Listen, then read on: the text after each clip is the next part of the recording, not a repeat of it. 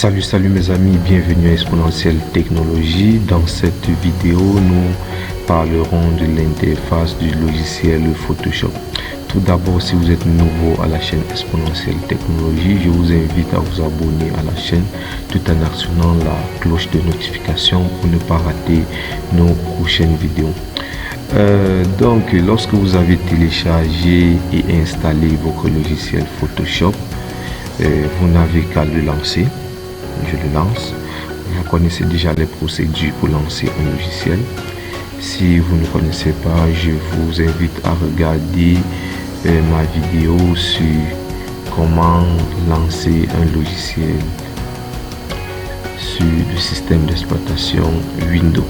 Donc, une fois que vous avez ouvert le logiciel Photoshop, vous avez cette interface-ci que vous voyez bien, cette interface. La première partie qui doit nous intéresser, c'est la barre de menu. Cette barre où l'on retrouve ces différents éléments, l'onglet fichier, l'onglet édition, l'onglet image. Donc ce que vous devez savoir, c'est que dans chaque onglet, nous avons ce qu'on appelle des commandes.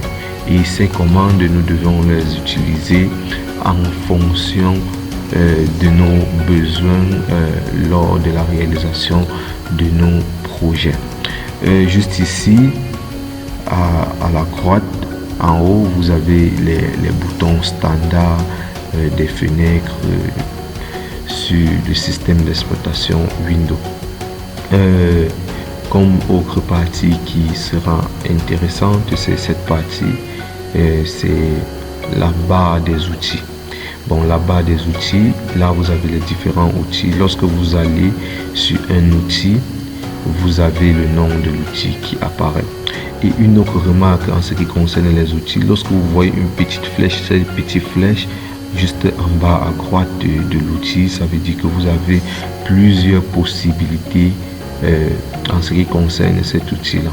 Si vous faites un clic droit dessus, vous avez les deux possibilités en ce qui concerne l'outil déplacement. Si je viens là, nous avons la petite flèche en bas à droite.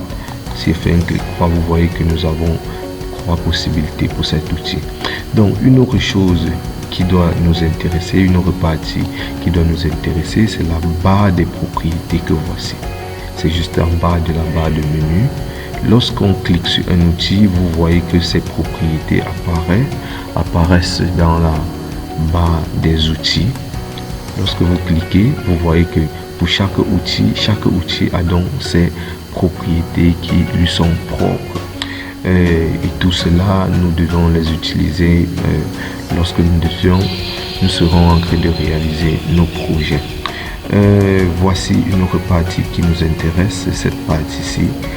C'est la palette de calques.